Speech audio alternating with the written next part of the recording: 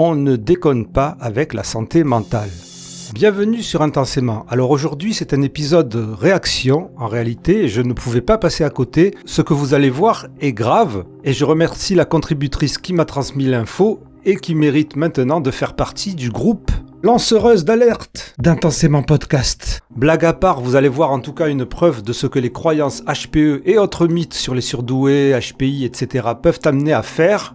Ce sont des conséquences concrètes, à savoir se détourner de soins appropriés, sauf que, on parle là d'une mère qui risque de ne pas donner à son fils une chance d'avoir la bonne prise en charge pour d'éventuels troubles et que cela se passe sur les réseaux sociaux et en particulier ces groupes Facebook.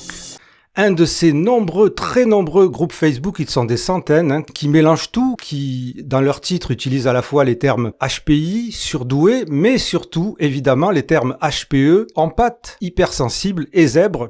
Ces termes sont flous et ont la particularité d'attirer beaucoup de personnes qui croient, qui pensent, qui préfèrent être surdoués plutôt qu'avoir un problème psychologique. Je pense personnellement que ces groupes devraient mesurer leur part de responsabilité dans la diffusion de ces discours toxiques et potentiellement dangereux, et cet épisode s'adresse particulièrement à ces groupes justement. Et cet épisode vous est encore une fois offert par les contributeurs et les contributrices d'Intensément Podcast qui ne vit que grâce à vos dons, vous le savez. Et si vous voulez m'aider à vous transmettre un maximum de connaissances, d'entretiens, de témoignages sur tous ces sujets et aussi de dénoncer publiquement tous ces problèmes, je vous propose de faire une donation ponctuelle ou régulière. Il y a un lien dans la description. Mon travail et Intensément Podcast vous remercie intensément du fond du cœur. Bienvenue dans notre vaisseau spécial. Je vais vous lire donc ce témoignage qui est très récent, qui date du 30 avril. Bonjour, suite à des tests psychométriques, les tests psychométriques, ce sont donc les tests de quotient intellectuel qui sont passés lors du véritable bilan neuropsychologique que seuls les psychologues ou neuropsychologues formés sont à même d'administrer à des enfants, et c'est ce test-là qui est à l'intérieur du bilan neuropsychologique, qui permet de savoir si on a un quotient intellectuel, entre autres, parce qu'il ne permet pas de savoir que ça, mais si on a un quotient intellectuel très supérieur, en général, égal ou au-dessus de 130, qui ferait de nous des hauts potentiels intellectuels. Et donc elle dit, suite à des tests psychométriques, la neuropsy me dit que mon fils n'est pas HPI.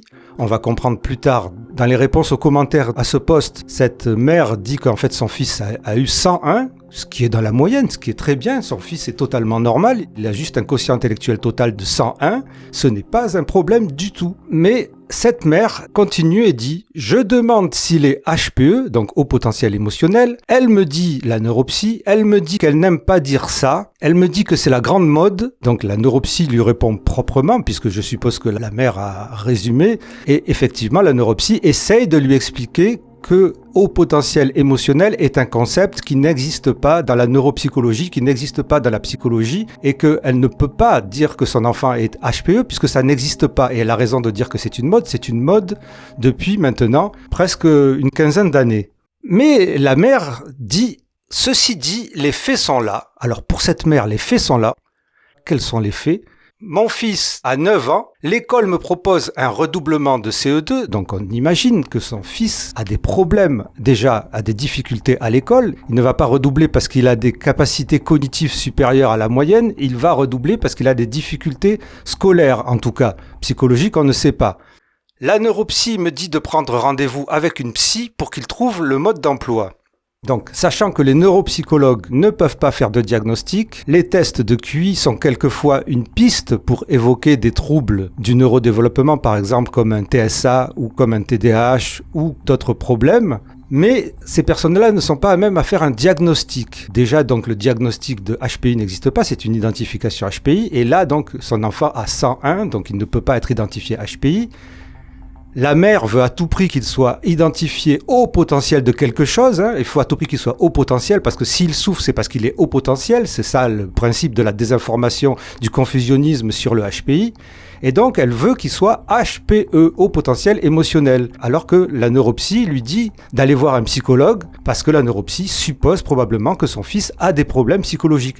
Quels qu'ils soient, que ce soit des troubles, des pathologies ou qu'il ait des troubles avec sa famille, avec les autres, qu'il ait des petits problèmes qui pourraient se régler avec certaines thérapies qui ne sont pas forcément des problèmes gravissimes. La neuropsy lui répond et lui donne les bonnes recommandations. Et selon la mère, elle continue sur son idée qu'il est haut potentiel émotionnel et elle dit « Ces difficultés scolaires sont dues à tout ça, je pense. Il se met dans des colères noires pour les devoirs. Je suis perdu. Est-ce que quelqu'un a déjà rencontré cette situation ?»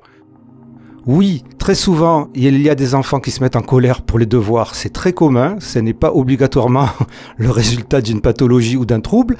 Ça peut être un problème de tout un tas de trucs, mais on considère que les personnes qui ressentent vraiment les émotions très fortes et qui n'arrivent pas à se maîtriser, qui sont débordées et dépassées par les émotions, en général, ça peut être des symptômes de troubles ou de pathologies psychologiques ou psychiatriques. Ce ne sont rien d'autre que cela. Ce ne sont pas ni un haut potentiel de quoi que ce soit, ni un être extraordinaire. Et là, elle dit « Je suis perdu. Est-ce que quelqu'un a déjà rencontré cette situation ? Dois-je le faire redoubler, sachant qu'il n'a pas trouvé des outils pour avancer ? Est-ce que ça sera pareil l'année prochaine ? Merci pour vos conseils précieux. Je dois donner ma réponse à l'école dans une semaine. Bon week-end. » Alors cette pauvre femme est totalement perdue, mais vous comprenez que le concept de HPE la perd encore plus. Puisque tout le principe de la désinformation sur les hauts potentiels intellectuels et sur ce soi-disant haut potentiel émotionnel, c'est d'expliquer que lorsque les gens ont un problème, quel que soit le problème, en particulier des problèmes émotionnels, de non-gestion, de non-régulation de nos émotions, d'être débordés par nos émotions, de soi-disant ressentir trop les émotions des autres, d'être une véritable éponge, tout ça, ça serait dû à un haut potentiel. Après le terme de zèbre inventé par Jancio Fachin, qui a popularisé l'idée que les surdoués et les hauts potentiels intellectuels seraient hypersensibles, auraient des sens surdéveloppés, ressentiraient beaucoup plus les choses que les autres. À partir de là, Christelle Petit-Colin et Raymond Dazan ont fait un gros milkshake et ont mélangé toutes les troubles et pathologies psychologiques et psychiatriques en disant que tout ça, c'était parce que les gens étaient surdoués. Et pour Raymond Dazan, haut potentiel émotionnel, le terme de haut potentiel émotionnel s'est répandu uniquement dans la francophonie, vous ne le trouverez nulle part ailleurs puisque cela n'existe pas. Et il s'est tellement bien répandu que maintenant beaucoup de gens, y compris des professionnels, et heureusement pas cette neuropsychologue, l'utilisent alors qu'ils ne savent même pas qu'il vient d'une pseudo-psychanalyste, pseudo-surdouée puisqu'elle n'a jamais été testée, portée dans le New Age le plus total puisqu'elle considère que les surdoués sont dans une fréquence vibratoire différente, etc., etc. Et dont le message est anxiogène puisqu'elle dit que les surdoués ont envie de se suicider, elle dit que les surdoués sont malades, sont des handicapés, elle dit que les surdoués ne peuvent s'entendre avec ce qu'elle appelle les normopensants, que les normopensants les dénigrent, que les normopensants les détestent, veulent les détruire et qu'en plus les surdoués seraient traqués par les pervers narcissiques. Ces conceptions donc jouent sur la peur des autres, mais aussi la peur soi-disant d'être malade, et c'est un paradoxe, parce que, effectivement, ça joue aussi sur le concept qu'on appelle la psychophobie. La psychophobie, c'est une forme de discrimination des personnes qui sont censées avoir un trouble psychique, ou des problèmes psychologiques divers, ou des problèmes psychiatriques. Et surtout le révélateur d'une peur d'être soi-même ou que quelqu'un de sa famille, par exemple son fils, ait des troubles psychologiques. Et beaucoup des croyances HPE et autres mythes sur les HPI jouent sur ce principe de psychophobie. Et donc on a d'une part ces personnes qui ont peur des autres, peur d'avoir des troubles ou que leurs proches aient des troubles, mais en réalité se jettent directement dans un concept totalement pathologique qui est le concept du HPE. Donc tout ce modèle anxiogène de Raymond Dazan s'est propagé, se répand à une vitesse folle dans les médias, dans les réseaux sociaux. On se retrouve avec des groupes comme ça qui ont le droit d'exister, c'est pas le principe, mais qu'ils se rendent compte, ces groupes, je leur demande, je fais un appel à ces groupes et aux professionnels de faire attention.